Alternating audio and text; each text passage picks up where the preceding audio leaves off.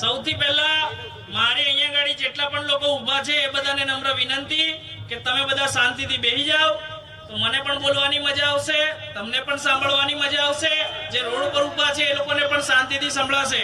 એટલે મારી આપ સૌને નમ્ર વિનંતી છે કે તમે બધા શાંતિથી બેસી જાઓ।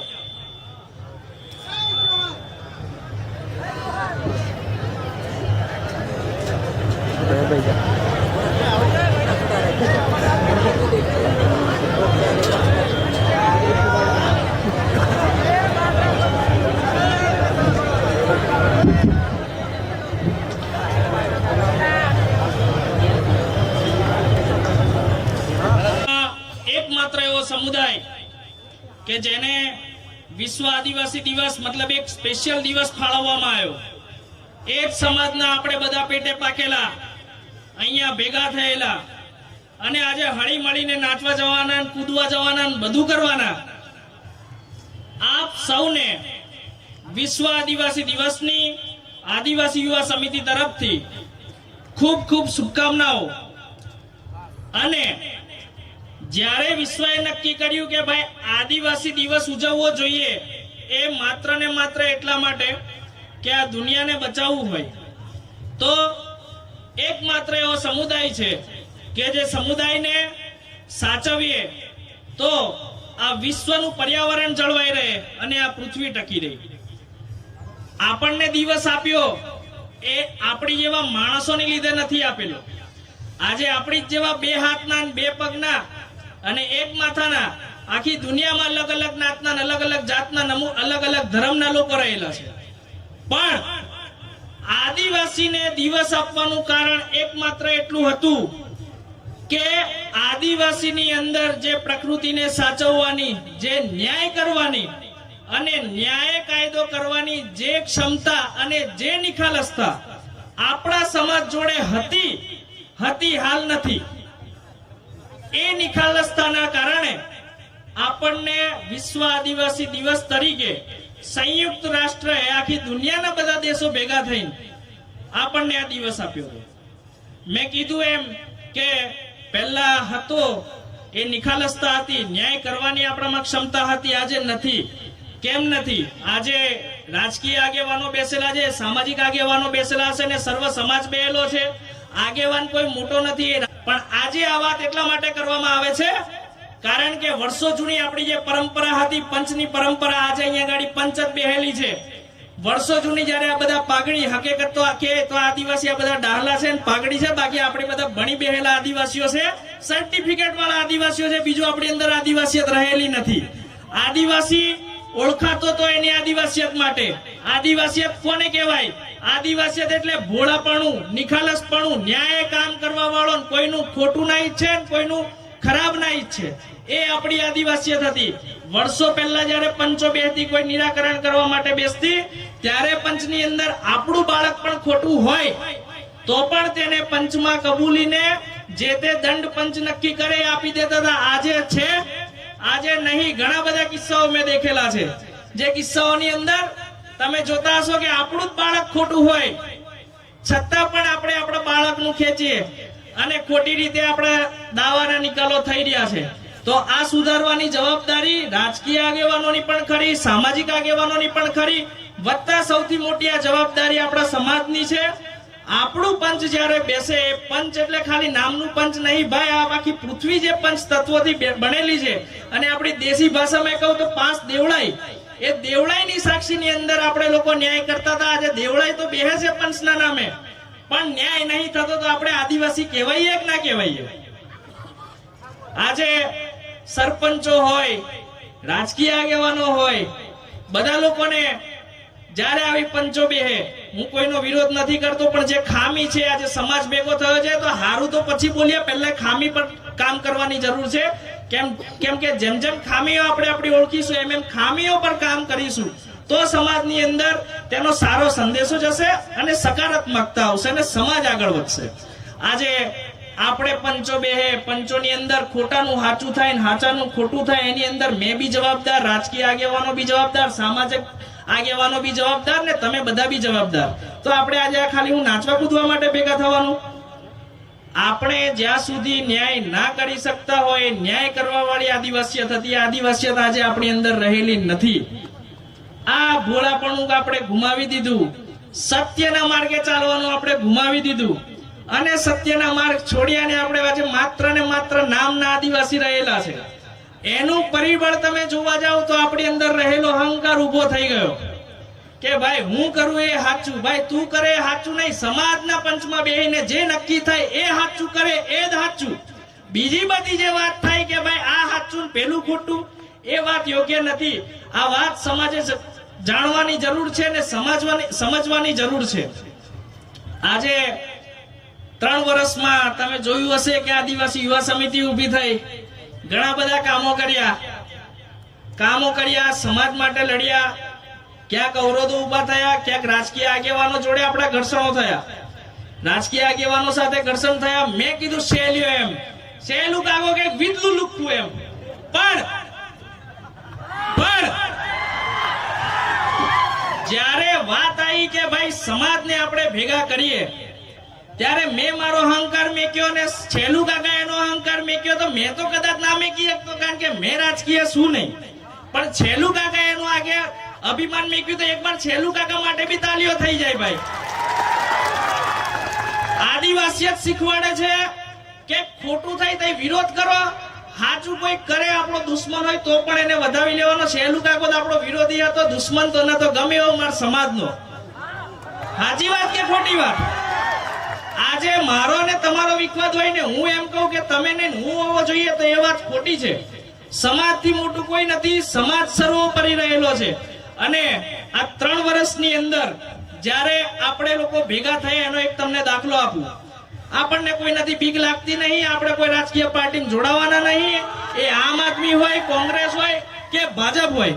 પણ કાલોલનો ધારાસભ્ય ફતેહસિંહ ચૌહાણ એટલે આપણો ફત્યો એમ કે તાલુકાનું વિભાજન કરીને અલગ તાલુકા, અરે સોરા હમુ હજુ બઈ રહ્યા, તું કા અલગ કરવાની વાત કરે?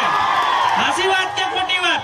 તારે આ રાજકીય આગેવાનો આપણી જોડે આવેલા તો એમનો પણ ત્યાં આભાર માનવાની આપણે બધાને જરૂર છે. આજે 3 વર્ષની અંદર સંઘર્ષો થયા, આ રાજકીય આગેવાનો અલગ રાજકીય કાર્યક્રમ કર્યા, આપણે અહીંયા ગાડી કર્યા, બધું કર્યું,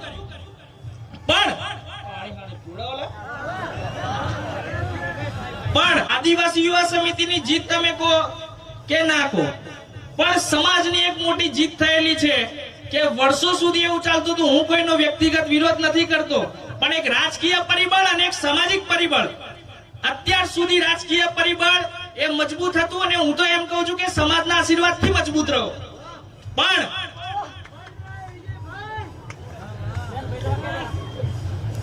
જે આદિવાસી યુવા સમિતિની આગેવાની હું અને મહેન્દ્રભાઈએ કરી, ત્યાં અમારી લડાઈ કોઈ ગ્રાન્ટની નથી, કોઈ સત્તાની નથી, કે ના કોઈ રૂપિયાની કે ના કોઈ પદ પ્રતિષ્ઠાની હતી. અમારી લડાઈ એકમાત્ર એટલી હતી કે સમાજની નીચે રાજકારણ હોવું જોઈએ, સમાજની ઉપર નહીં. અને આજે આ તમે બધાએ કરી બતાવ્યું છે એ બદલ તમને બધાને આભાર. આદિવાસી યુવા સમિતિના દરેક છોકરાઓને આભાર અને પૂરેપૂરા સમાજને બી આભાર. અને છેલ્લું કાકા તમારી જેવા રાજકીય આગેવાનોનો બી આભાર કે તમે બધા આવીને આજે સમાજ નીતિ મજબૂત કરેલી છે. કાલે છેલ્લું કાકા રાજકારણમાં નહીં હોય, હેમંતભાઈ નહીં હોય, બીજા આપણા રમેશભાઈ ગળબીલી ના હોય કે ઉપપ્રમુખ ના હોય ના હોય, પણ કોઈક ને કોઈક તો રાજકીય રહેવાનું છે. ત્યારે તમે બધા ભેગા થઈને કાલે અમે નહીં હોઈએ, કારણ કે આ અમારા જીવનનું છેલ્લું ભાષણ છે સામાજિક રીતે. રાજકીય તો ભણવાનો નહીં, ભણવું પણ નહીં, પણ આ અમારા જીવનનું આજે સામાજિક રીતે છેલ્લું ભાષણ છે. માય અને મહેન્દ્રભાઈ આજે સમાજની વચ્ચે આદિવાસી યુવા સમિતિમાંથી હોદ્દેદારો અમે જે છે, હું સમિતિનો સંયોજક મને હોદ્દો આપવામાં આવ્યો હતો અને મહેન્દ્રભાઈ સાથે ચર્ચા કરીને આ કહી રહ્યો છું કે મહેન્દ્રભાઈ આદિવાસી યુવા સમિતિના પ્રમુખ છે. એ પ્રમુખ પરથી પણ આજથી મહેન્દ્રભાઈ નથી, હું સંયોજક તરીકે પણ નથી.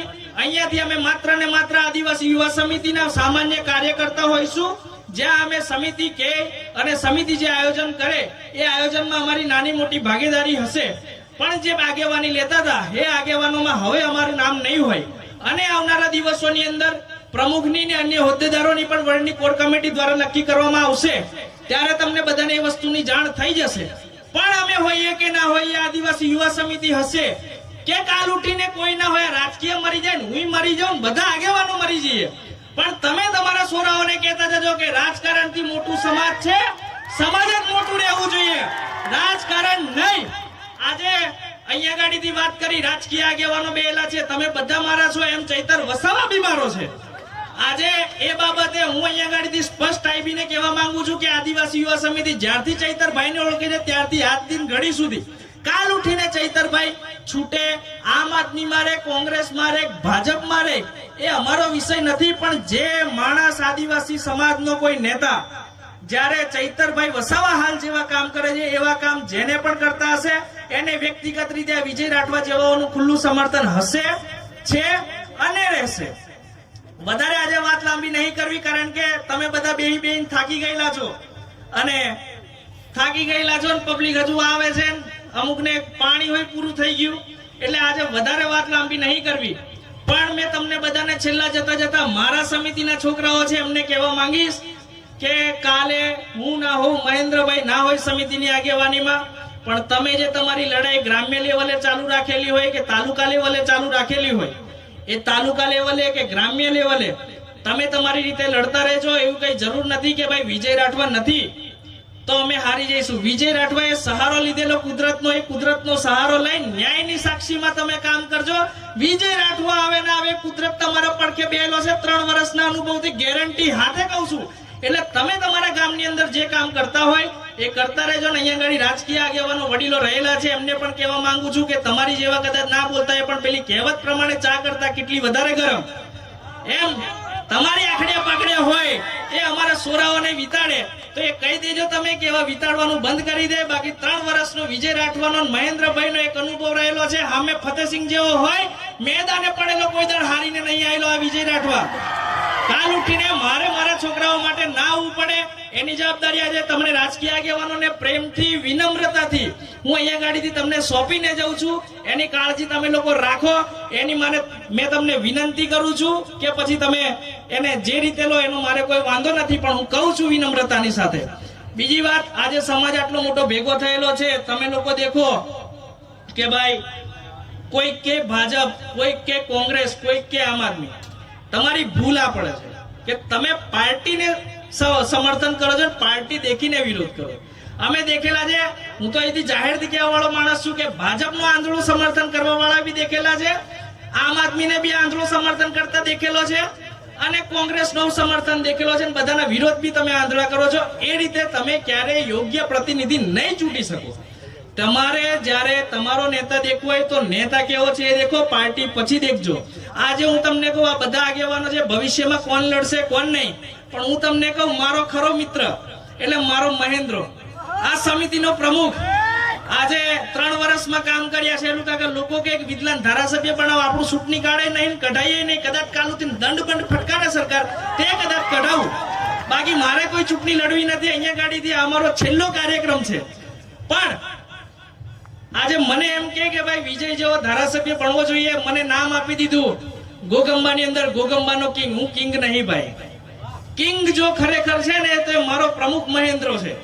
આજે 3 વર્ષમાં મેં કામ કર્યું તો મને નામ મળ્યું, ઇજ્જત મળી, પણ એ મારો ભાઈબંધ ચૂપચાપ સમાજના કામ કરતો રહ્યો. એને કોઈ દિવસ નામની પ્રતિષ્ઠા નથી મેળવી, કામની નથી મેળવી કે ભાઈ મને જસ મળે કે મને કંઈક મળે.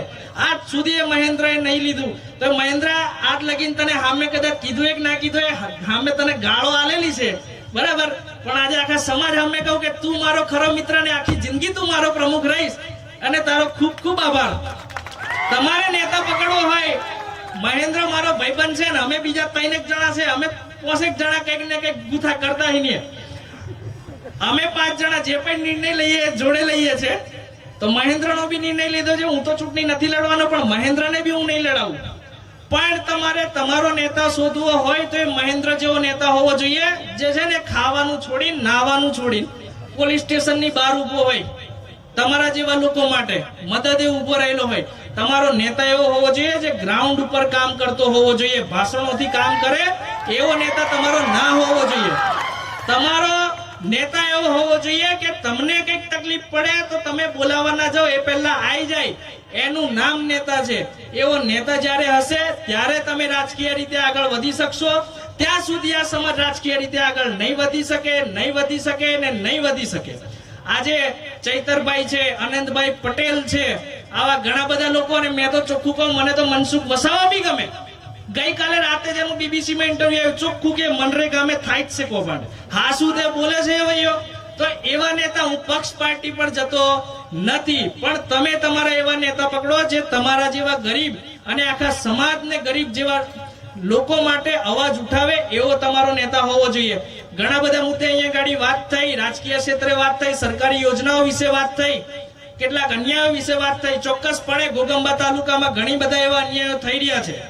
અન્યાયોમાં કે તો અમારી જોડે ઘણી બધી કમ્પ્લેનો એવી આવી કે ભાઈ ગ્રાન્ટની અન્યાય થાય, તો ગ્રાન્ટની અન્યાય જેની માટે થતી હોય એ લડે, સરપંચો લડે. અમારે લડવાની જરૂર નથી ભાઈ, કારણ કે તમે બી તમારા માટે જ છો, અમારી માટે, ગામ માટે નથી. કોઈ કહેતું હોય કે સરપંચ ગામ માટે છે તો હું નથી માનતો, બાકી તો હું નમો નહીં. બાકી અમારી જેવો હોય કે જેને નમવું ના હોય ને છૂટનું નહીં લડે. અમે ચૂંટણી કેમ નહીં લડતા? હવાર ઉઠીને માથાકૂટ કે કોઈકને નમવા જવાનું, એ બધું આપણને પોહાય ને. એની કરતા મારો કાકો દાળ ને રોટલો રાતે બનાવે, ખાઈને હુઈ જામ, એ આપણને શાંતિની નીંદર આવે. બાકી આ બધું માથાકૂટી આપણને ફાવતું નથી અને ફાવે પણ નહીં.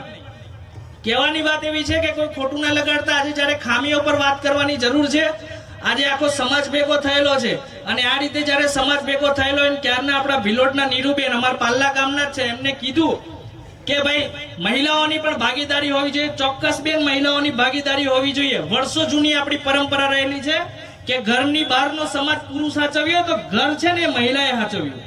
કે એને ઘરમાં ખાવાનું હું બનાવવાનું, હું નહીં, એ મહિલા નક્કી કરતી હતી. મહિલા જે બનાવે, માર જેવા મોળની દાળ કદાચ નહીં ભાવે, પણ ચૂપચાપ ખાઈ લેવી પડે, એટલી સત્તા આદિવાસી સમાજમાં આપેલી. પણ આજે ભણતરના નામે ને સુધારવાના નામે આપણે બધા બગડી ગયેલા છે. બાકી આપણા સમાજમાં મહિલા સશક્તિકરણ, જે આપણા ડાહલાઓના સમયે જે ચલણ ચાલતું હતું, એ ચલણમાં દરેક લોકો જોડે ન્યાય થતો હતો. પણ આપણે આજે ભણી ગણી અને ભૂલે પડેલા છે. તમે ભણો ગણો, ભણ્યા સિવાય કોઈ વિકલ્પ નથી રહેલો.